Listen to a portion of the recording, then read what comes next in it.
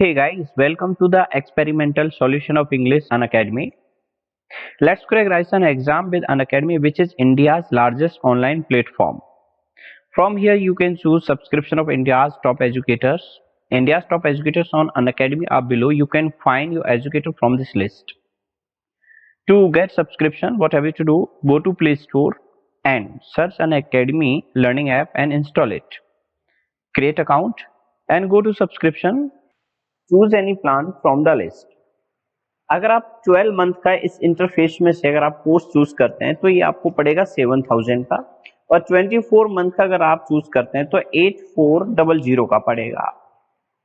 अगर मैं बात करूं 12 मंथ की तो ये 7000 में पड़ेगा। If you do payment using Liveroid promo code then you will get this course. जो आपको 7000 में था वही कोर्स आपको 6300 का पड़ जाएगा। ओके यहाँ आपको क्या क्या मिलेगा? Daily live classes, live test quizzes, unlimited access. सबसे अच्छा फायदा यही है, अनलिमिटेड एक्सेस कितनी भी बार देखो आप, जितने दिन का आपका सब्सक्रिप्शन है किसी भी एजुकेटर की क्लास देख सकते हो। आप यहाँ लाइव टेस्ट भी दे सकते हो। स्ट्रक्चर कोर्सेज यहाँ अवेलेबल है। तो dear students, before starting today's session, brief introduction about me. I am Ajit Roy, memory expert. I have 10 years experience. I have taught in many renowned institutes. My objective is to provide result oriented classes so that learners may take the grade. हमारी classes के जो timing है वो 3 है। पहला timing, दूसरा timing और तीसरा टाइमिंग। पहले टाइमिंग की अगर हम बात करें, ये पहला टाइमिंग बोले तो 11 बजे हमारा होता है, दूसरी क्लास हमारी 3 बजे होती है और क्लास हमारी 9 बजे होती है। पहली क्लास में हम वोकेबुलरी डिस्कस करते हैं, meaning and their usages in sentence, और सेकंड क्लास में हम idiom phrases, logic with usages हम करते हैं, और तीसरी क्लास में हम ग्रामर, टॉपिक एंड एरर ये करते हैं, या एरर के बाद हम टॉपिक समझते हैं। ये सारी चीजें हम तीनों क्लासेस में करते हैं, और एक क्लास 30 से 40 मिनट की होती है। तो आप इनमें से मैं यही कहूंगा कि आप ये सारी क्लासेस ज्वाइन करें, क्योंकि तीनों क्लासेस में डिफरेंट डिफरेंट कंटेंट है और आप यहाँ बोर नहीं होंगे।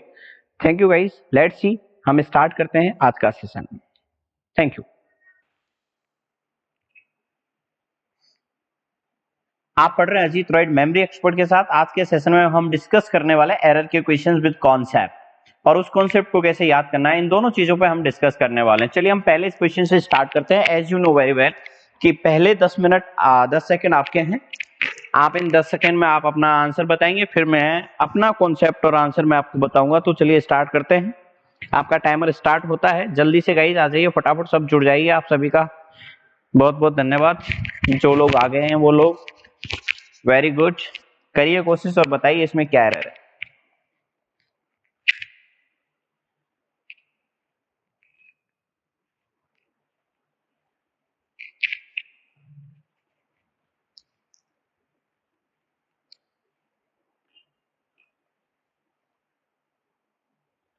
चलिए कोई बात नहीं, जिन लोगों का आंसर आया है बिल्कुल सही आया है, आपने बहुत अच्छी कोशिश की है। तो देखिए यहाँ एक आपको सेंटेंस दे रखा है, ये सेंटेंस स्टार्ट हुआ है अनलेस से। तो अनलेस ये कहता है कि साहब सुनो, हमने कहा इसको बोल सुना भाई, कि जहां जहां मैं आऊंगा, मैंने कहा अच्छी बात है, वहां वहां आप समझ लो कि मैं नर्सों का पार्ट हूं। अब हमने इससे पूछा भाई नर्सों क्या होती है, अगर तू नर्सों का पार्ट है तो ये कह रहा है कि नर्सों वाले कुछ ऐसे शब्द हैं जो आपने बच्चों को कुछ टाइम पहले पढ़ाए थे। आपने ऐसा कह के पढ़ाया था कि नर्सों की, जो नर्सेज होती हैं, उनकी कुछ नर्सों की नेगेटिव सोच की वजह से वो नर्स फेल हो गई थी। तो नर्सों फेल्ड करके कॉन्सेप्ट मैंने आपको पढ़ाया था, जिसमें मैंने आपको कुछ वर्ड्स बताए थे। जैसे एल से मैंने आपको लिटिल बताया। ध्यान से देखते जाइए आप फटाफट, मैं बता देता हूं कौन कौन से वर्ड्स हैं। एल से आपका लिटिल हो गया, इज दैट क्लियर? एफ से आपका फ्यू हो गया था, बोलो हाँ या ना। ओ से आपका ऑफन हो गया था। एच से आपका हार्डली हो गया था, ठीक है। एस से आपका स्कार्सली हो गया था, और आर से आपका रेयरली हो गया था। यू से अनटिल अनलेस हो गया था, अनटिल और अनलेस। एन से no, not, no sooner, neither, nor, no sooner, ये सब, ये जितने भी neither, nor, not only but also, है ना, नोबडी, नथिंग, ये सब जितने भी हैं ये नर्सों के पार्ट है। और नर्सों के पार्ट ये कहते हैं कि हम में से कोई भी एक साथ, दो एक साथ नहीं आएंगे। दो एक साथ नहीं आएंगे। बोले तो ये जितने भी आपको शब्द दिख रहे हैं इनमें से दो एक साथ नहीं आएंगे। तो कहने का मतलब ये हुआ कि ये जो कह रहा है अनलेस यू डू नॉट, इसमें क्या है कि अनलेस भी आ रहा है और डू नॉट भी आ रहा है, क्योंकि नॉट तो ये हो गया, अनलेस ये हो गया, तो दो एक साथ नहीं आएंगे। तो ओवरऑल मुझे यहां से इस नॉट को हटाना पड़ेगा, क्योंकि ऑलरेडी मेरे पास नर्सों का पार्ट अनलेस दे रखा है। और जब मैं यहाँ से नॉट को हटाऊंगा अनलेस की वजह से, तो डू भैया भी चला जाएगा, क्योंकि डू कहता है देखो मेरी बात सुनो, मैं आऊंगा तो नॉट और क्वेश्चन मार्क ले आऊंगा, बाकी फालतू का नाटक मेरे से होता नहीं भाई। ये जहां नॉट और क्वेश्चन मार्क नहीं है ना, वहां मेरे को बुलाने की कोशिश मत किया करो, मैं नहीं आऊंगा। आऊंगा तो मैं मेन वर्ब के लिए आऊंगा, मेन वर्ब के अर्थ में आऊंगा, करना करने के सेंस में आऊंगा। फालतू में मेरे को मत छेड़छाड़ क्या करो मेरे साथ में। तो हमने बोला भैया ठीक है, आज के बाद ध्यान रखेंगे, जब भी नर्सों आएगा, जब भी नर्सों का कोई पार्ट आएगा, तो हम नॉट और उन जो और बाकी शब्द उनको एक साथ यूज नहीं करेंगे, उनमें से एक हटा देंगे। अगला क्वेश्चन आपके सामने है और मुझे लगता है कि आप इसका एरर बता सकते हो। The strain of all the difficulties and vexations and anxieties are more than he could beat. फटाफट मुझे आंसर बताइए, इसका क्या आंसर है। कमेंट कीजिए अपना आंसर। वेरी गुड, आप बहुत अच्छी कोशिश कर रहे हैं गाइस, शाबाश, आपका अच्छा आंसर है, बहुत बहुत धन्यवाद। आपका टाइमर खत्म हो चुका है। देखिए मैं आपको बता देता हूं इसमें क्या है। भाई सीधी सी बात है, इस सेंटेंस का जो सब्जेक्ट है वो ये है। और आपको ये बात पता है कि ऑफ से पहले जो भी सब्जेक्ट आपको देखने को मिले, जब भी आपको कभी भी अगर किसी सेंटेंस में ऑफ दे रखा हो, तो ऑफ से पहले जो भी आपको सब्जेक्ट दिखाई देगा उस सब्जेक्ट के अनुसार ही क्रिया हमें यूज करनी होती है। और यहाँ सब्जेक्ट दे रखा है द स्ट्रेन, और द स्ट्रेन ऑफ से पहले है। अगर ये ऑफ से पहले, तो इसका मतलब ये अपने बाद में जो क्रिया लेगा वो सिंगुलर लेगा। और यहाँ दे रखा है आर, इसका मतलब ये आर यहाँ गलत है और आर के स्थान पे यहाँ यूज होना चाहिए इज। क्यों? क्योंकि स्ट्रेन सिंगुलर है और सिंगुलर के लिए तो हम भैया यूज करेंगे सिंगुलर ही वर्ब। तो हम कैसे यूज कर लें भाई, हाँ या ना, आर कैसे यूज कर लें। ऑफ से पहले छोटी चीज दे रखी है यहाँ स्ट्रेन, तो हम इसी के अनुसार क्रिया यूज करेंगे। चलिए अगले क्वेश्चन पे कुछ करते हैं, कोशिश करेंगे आप, और आप जवाब देंगे कि इसका क्या आंसर हो सकता है। इन द बैकग्राउंड, आपका टाइमर स्टार्ट कर देता हूं पहले, इजी गोइंग, ताकि आप सोच सकें, जवाब दे सकें।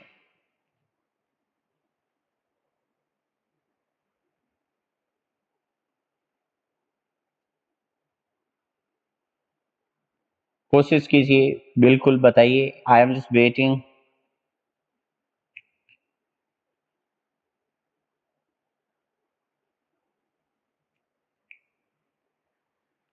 देखिए जिन लोगों ने कोशिश की उनका बहुत बहुत धन्यवाद। ये कह रहा है in the background they could hear, they could hear John laughing and joking, है ना। देखिए सेंटेंस पढ़िए, कह रहा है in the background they could hear John laughing and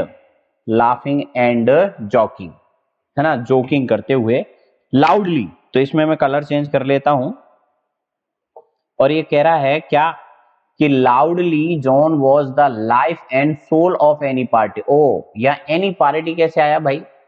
in the background, background में दे कुड हियर, वो सुन रहे थे कि जॉन, मतलब जो जोन था वो लाफिंग एंड जोक कर रहा था लाउडली लाउडली। तो जॉन जो था वो मतलब उस पार्टी की, राइट ना, जहां वो जोक क्रैक कर रहा था नहीं एवरी फ्यू मिनट में, तो वो वहां उसकी सोल था, है ना, उस मतलब पार्टी की वो जान था।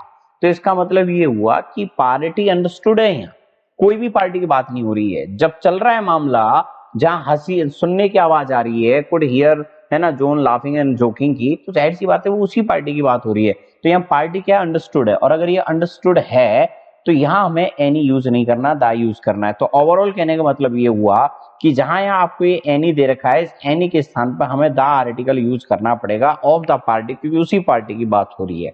तो पॉइंट टू बी नोटेड, तो हम यहाँ द यूज करेंगे पार्टी से पहले, क्योंकि ये पार्टी अंडरस्टूड है। Is that clear? चलिए आपके सामने टाइम स्टार्ट होता है, 10 सेकंड का टाइम है। कौन सबसे पहले जवाब देता है, लेट्स सी। जो सबसे पहले जवाब देगा उसको कुछ ही सेकंड्स में थैंक यू के साथ में प्रोत्साहित किया जाएगा। जल्दी से बताइए इसका क्या आंसर है। I am just waiting.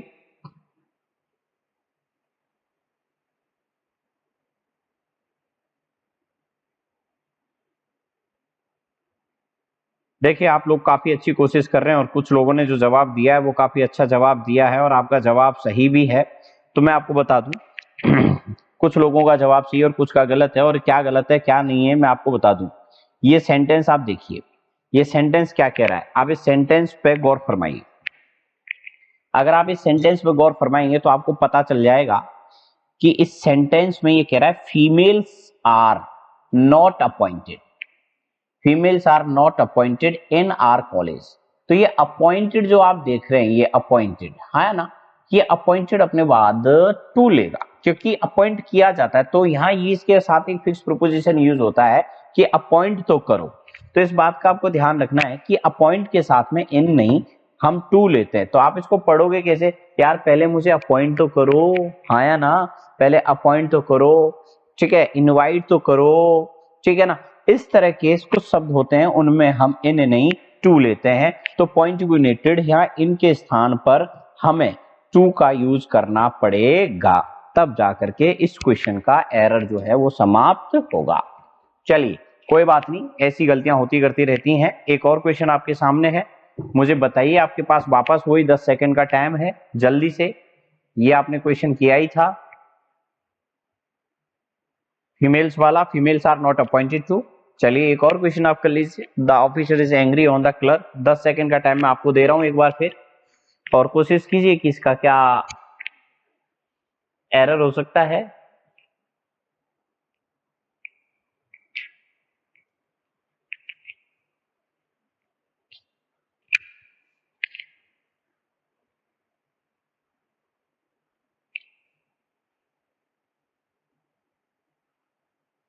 देखिए काफी अच्छी कोशिश है, आपकी कोशिश कभी नाकामयाब नहीं हो सकती। इस सेंटेंस में जरा देखिए क्या कह रहा है, मैं बताता हूं ध्यान से। The officer is angry on the clerk for, on the clerk यानी कि ये यहां कुछ ऐसा कह रहा है कि जो ऑफिसर था वो क्लर्क पर एंग्री था। और मैंने आपको कुछ टाइम पहले एक चीज बताई थी, क्या बात बताई थी कि एंग्री बोले तो नाराज। जब हम किसी व्यक्ति विशेष से होते हैं, जब हम किसी व्यक्ति विशेष से होते हैं तो हम वहां विद का यूज करते हैं, और किसी थिंग से अगर हम एंग्री हैं, नाराज हैं, बिहेवियर से नाराज हैं हम किसी के से, तो हम वहां एट यूज करते हैं। तो ये तो व्यक्ति जो ऑफिसर था ये तो सीधा क्लर्क से नाराज था ना, और अगर ये सीधा क्लर्क से नाराज था तो हम यहाँ ऑन यूज नहीं कर सकते, हम यहाँ विद यूज करेंगे। तो हम कहेंगे आई एम, जैसे कहते हैं ना, I am agree with you, I am agree with Ram. तो वैसे ही एग्री और एंग्री, एंग्री भी आपको वैसे ही आपको काउंट करना है जैसे एग्री को करते हो। तो एंग्री विद द क्लर्क, तो यहां जो आंसर है वो विद है, और ये जो है थिंग और बिहेव यहां नहीं दे रखा है, इसलिए हम थिंग और बिहेव होता तो हम एट लगा लेते। बैंक्स वर, ये अगला क्वेश्चन है आपका, banks were develop to keep. आपका टाइम स्टार्ट हो गया है और फटाफट आंसर देने की कोशिश कीजिए कि इसका आंसर, इसमें क्या एरर है। एरर बताने वाले को तुरंत प्रोत्साहित किया जाएगा, घर बैठे नाम पहुंच जाएगा आपका। कोशिश कीजिए, बताइए।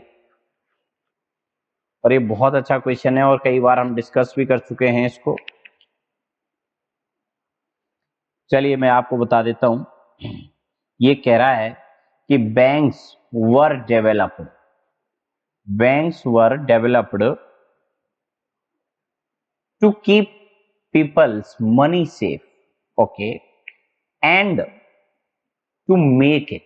यहां गड़बड़ है, और वो गड़बड़ क्या है, वो गड़बड़ ये है कि ये एंड के बाद टू मेक ले रहा है, और एंड ये कहता है कि भाई साहब सुनो हमारी बात। हमने कहा इसको भाई सुना तू, तेरी बात क्या है, कि जब भी मैं आऊंगा, मैंने कहा अच्छी बात है, तो मेरे तुरंत बाद इक्वल चीज होनी चाहिए। मैंने कहा कि इक्वल बोले तो कि आप ये देखो कि मेरे से पहले क्या है और मेरे बाद क्या है। तेरे से पहले अगर पांचवी फॉर्म दे रखी है, मतलब एंड से पहले, तो एंड के बाद में भी पांचवी फॉर्म आएगी। बोलो, मैंने कहा हाँ। तो अपन एक काम करते हैं, सुनिए पेन चेंज करके।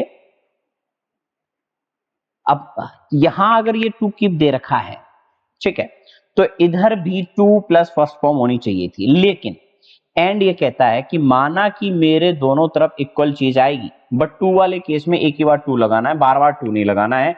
तो आपको टू एक ही बार लेना है, बार बार टू नहीं लेना है, इसलिए यहां से आपको इस टू को हटाना है और सिर्फ कितना रखना है, इतना ही, केवल मे। क्यों?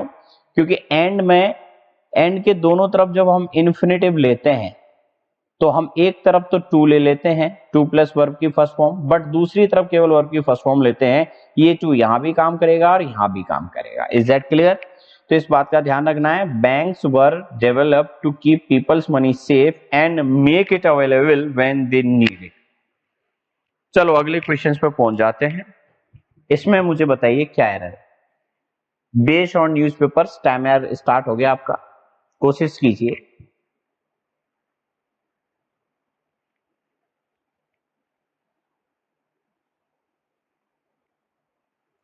Very good.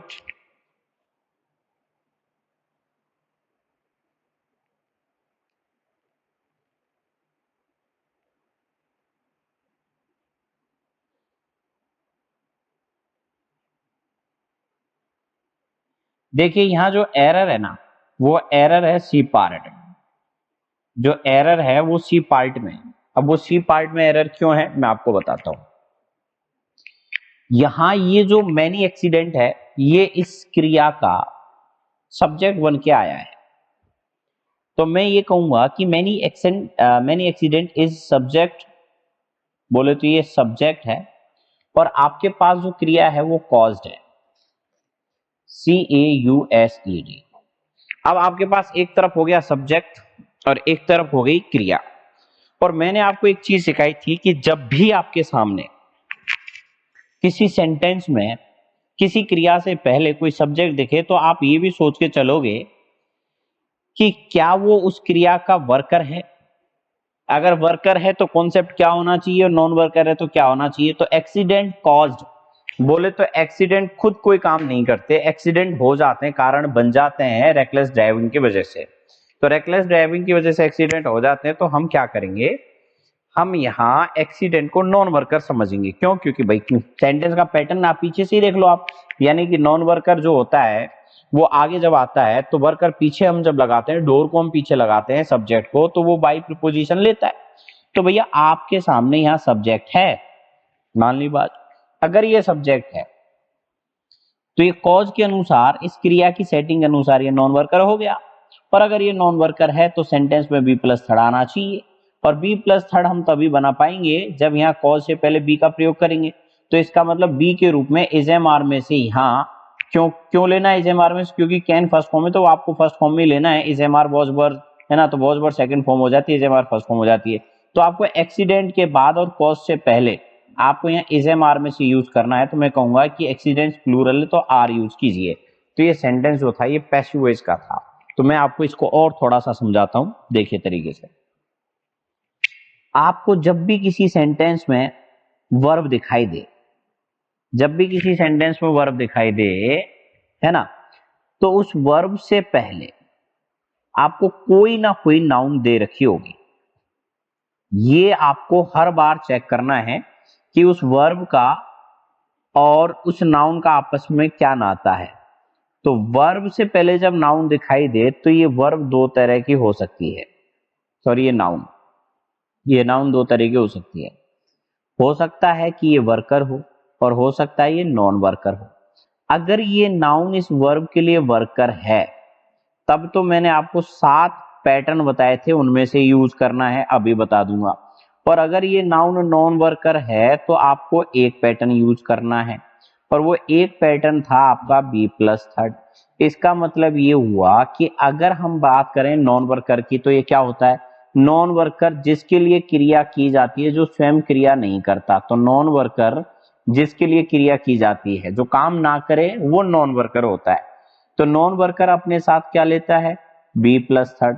नॉन वर्कर अपने तुरंत बाद वाले सेंटेंस में जो पैटर्न लेता है, अपने तुरंत बाद जो क्रिया होती है उसमें जो पैटर्न लेता है वो बी प्लस थर्ड लेता है। तो गुरुजी ये बी प्लस थर्ड क्या है? अगर आप अभी तक बी प्लस थर्ड नहीं जाने तो आपको स्टार्टिंग की वीडियो देखनी चाहिए तरीके से। तो बी का मतलब होता है बी इज, बी वाली family is, am, are, was, were, been, being, right और टू बी। इस तरह की चीजें हम यूज करते हैं। इनमें से कोई भी एक शब्द हम अकॉर्डिंग टू टेंस लेते हैं, और वो पैसिव वॉइस में बताता हूं मैं कि कब कौन सा लेना है। तो है ना। तो इनमें से कोई भी एक शब्द और उसके बाद थर्ड फॉर्म कब, जब सेंटेंस की शुरुआत नॉन वर्कर से हुई हो। अब जैसे मान लो आपने क्रिया ले ली कुक, अब कुक से पहले आपने दिया राइस, तो ये सबसे बेहतरीन एग्जाम्पल है इसको समझने के लिए।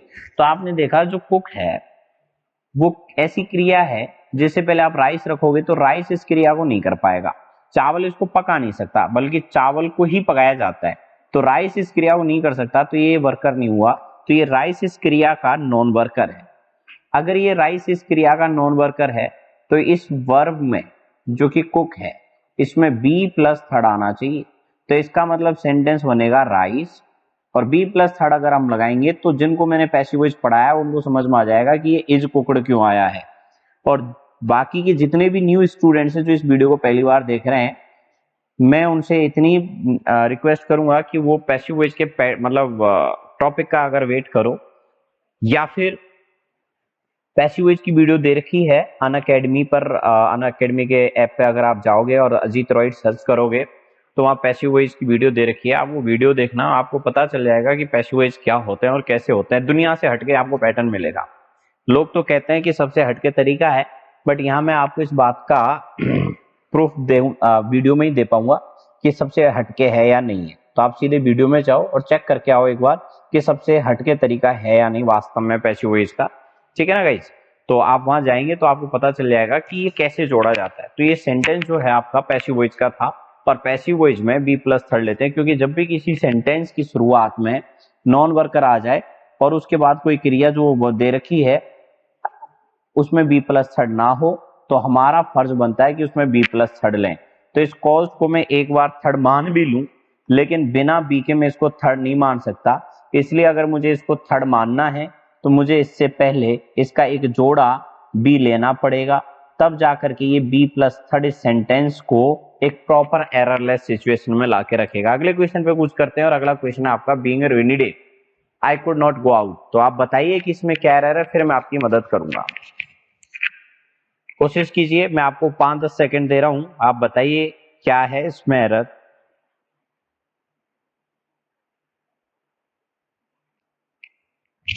कोई बात नहीं, अगर आपसे नहीं आ रहा तो आपको परेशान होने की आवश्यकता नहीं है, और जिन्होंने आंसर दिया है उनका आंसर सही है, और मुझे पता है कितने लोगों का आंसर सही है। देखिए यहां बैठे बैठे अंदाजा लगा सकता हूं मैं, यहाँ बीइंग अ रेनी डे यहां प्रॉब्लम है।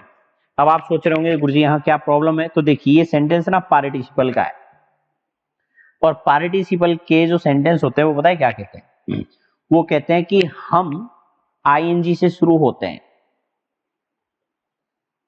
और आईएनजी वाले स्टेटमेंट के बाद क्लोज के बाद एक और सेंटेंस होता है, उस सेंटेंस में आपको हमारा सब्जेक्ट देखने को मिलेगा। यानी कि ऐसे सेंटेंस जो आईएनजी से शुरू हो, जो प्रेजेंट पार्टिसिपल के हो, तो उनका सब्जेक्ट आगे ना होकर के पीछे दिया जाता है। तो मैं यहां कहूंगा, बोले तो यहां लिखूंगा एक लाइन, सब्जेक्ट आगे नहीं दिया जाता है। ठीक है साहब, सब्जेक्ट आगे नहीं दिया जाता है, राइट। लेकिन दूसरे क्लोज में दिया जाता है। तो यहां सेंटेंस जो आपका देखने को मिल रहा है आगे वाला, इस सेंटेंस में आप जरा देखिए, ये बीइंग ए रेनी डे से स्टार्ट है। अगर ये बीइंग ए रेनी डे से स्टार्ट है तो इसका मतलब ये हुआ कि इसमें आगे आपको सब्जेक्ट नहीं मिल रहा है, क्योंकि ये आईएनजी से स्टार्ट है, ये आपका पार्टिसिपल वाला है। तो पार्टिसिपल वाले सेंटेंसेस में आपको आगे सब्जेक्ट नहीं मिलता जो आईएनजी से स्टार्ट होते हैं। इसको प्रॉपर समझाने के लिए आपको पार्टिसिपल टॉपिक का थोड़ा अध्ययन करना पड़ेगा। तो मैं ये कहना चाह रहा हूं यहां भी कि यहां इसमें सब्जेक्ट नहीं है, लेकिन कोई बात नहीं, होता ही नहीं पार्टिसिपल में, इसका सब्जेक्ट पीछे होता है। मतलब मुझे ये बात समझ में आ गई कि इसका जो दूसरा क्लोज है उसमें इसका सब्जेक्ट है, यानी सब्जेक्ट कॉमन होता है इनका पार्टिसिपल में। जो सब्जेक्ट पीछे वाले सेंटेंस का होता है वही सब्जेक्ट आगे वाले का होता है। तो ये क्या कह रही है लाइन नीचे, सब्जेक्ट आगे नहीं दिया जाता, सब्जेक्ट आगे नहीं दिया जाता है, लेकिन दूसरे क्लोज दूसरे क्लोज में दिया जाता है। अब मैं यहां एक लाइन लिखूंगा रेड पेन से, कभी कभी, कभी कभी ऐसा सब्जेक्ट, कभी कभी ऐसा सब्जेक्ट दूसरे सेंटेंस में ले लिया जाता है जो पहले वाले का दुश्मन होता है, पहले वाले का दुश्मन होता है। तो ये क्या कह रहा है कि कभी कभी ऐसा सब्जेक्ट दूसरे वाले में ले लेते हैं जो पहले वाले का दुश्मन होता है। तो हमने कहा कि ठीक है, तो अब ये कैसे जाने कि वो उसका दुश्मन है या नहीं।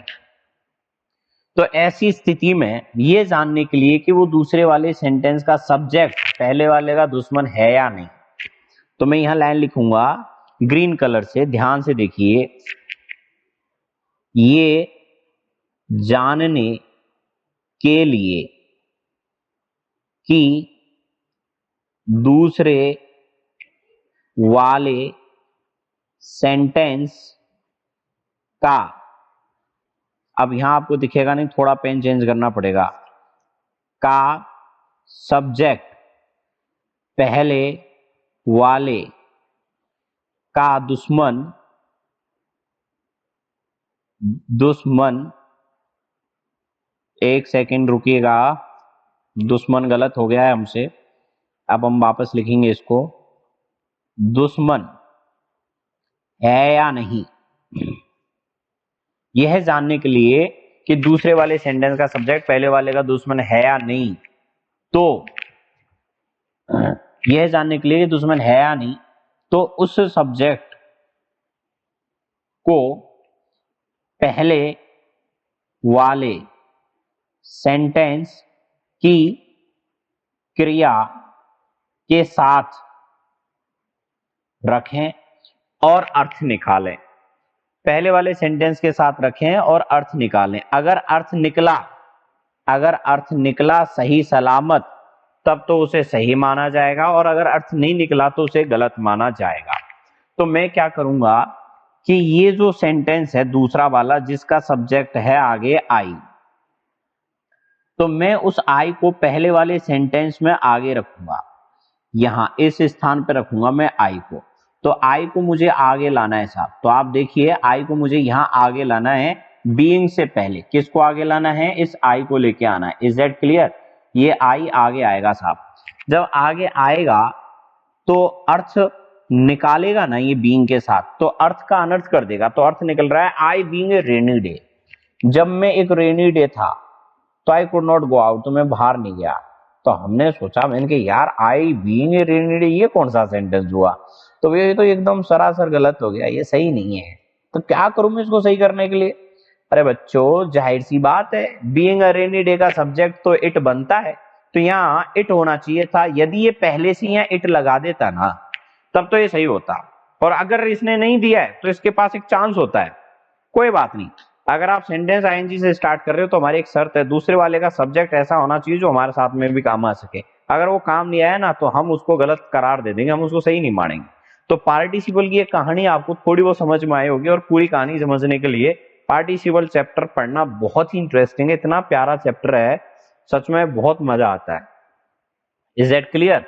तो चलिए, इस सेंटेंस में आपको पता चल गया होगा कि बीइंग गलत है, क्योंकि आईएनजी वाली वर्ब जो है वो बिना सब्जेक्ट के दे रखी है, ना तो दूसरे वाले सेंटेंस का सब्जेक्ट इसमें फिट हुआ है, ना इसका खुद का अपना कोई सब्जेक्ट है। तो फाइनली ये गलत है, और ऐसी स्थिति में हम इस पर कतई मेहरबानी नहीं कर सकते, 1% ही नहीं कर सकते, और ये गलत है मतलब गलत है। Is that clear guys? चलिए, तो पार्टिसिपल आपको थोड़ा बहुत इसमें समझ में आया। एक और क्वेश्चन अगर मैं देना चाहूं तो इसका स्क्रीनशॉट ले लीजिए, मैं यहां और एक क्वेश्चन आपको समझा देता हूं।